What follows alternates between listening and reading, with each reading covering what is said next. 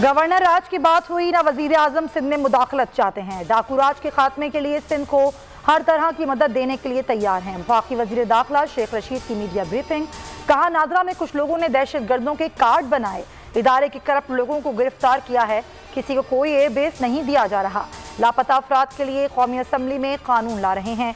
हुकूमत 5 साल पूरे करेगी। अगले इलेक्शन में भी इमरान खान की हुकूमत होगी।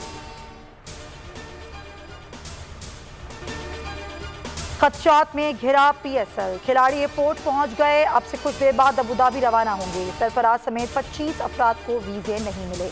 अबूधाबी हुकूमत का कोरोना खतरात के बायस भारतीय ब्रॉडकास्टर्स को आने की इजाज़त देने से इनकार। PCB का भारतीय प्रोडक्शन स्टाफ बदलने पर गौर।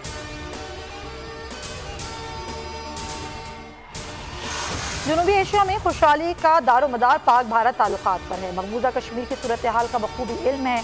अक़वाम मुत्तहिदा की जनरल असम्बली के सदर का खिताब, कहा मशरिक़ वस्ता में अमन तक जनरल असम्बली चैन से नहीं बैठेगी। वॉल्किन बोस्कर ने कोरोना में पाकिस्तान के किरदार की तारीफ की। शाह महमूद कुरैशी ने कहा जम्मू और कश्मीर का मसला हल होना चाहिए, फ़लस्तीन की आग मुज़ाकरात से बुझ सकती है।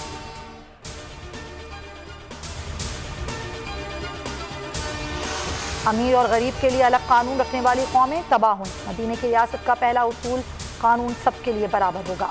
वज़ीर आज़म इमरान खान का सीरत-उन-नबी कॉन्फ्रेंस से खिताब, कहा मदीने की रियासत में कमज़ोर को तहफ़्फ़ुज़ फराहम किया जाता है। शहबाज शरीफ की अपोजिशन लीडर की सीट खतरे में। सेनेट में नून लीग के अलग ग्रुप के मुतालबे पर पीपल्स पार्टी नाराज। गिलानी को अपोजिशन लीडर ना माना तो कौमी असम्बली में अलग नशिस्तें मांगेंगे। ANP और BNP मिंगल भी साथ है, पीपल्स पार्टी की धमकी। शहबाज शरीफ कहते हैं तमाम अपोजिशन जमातों को साथ लेकर चलना चाहता हूँ।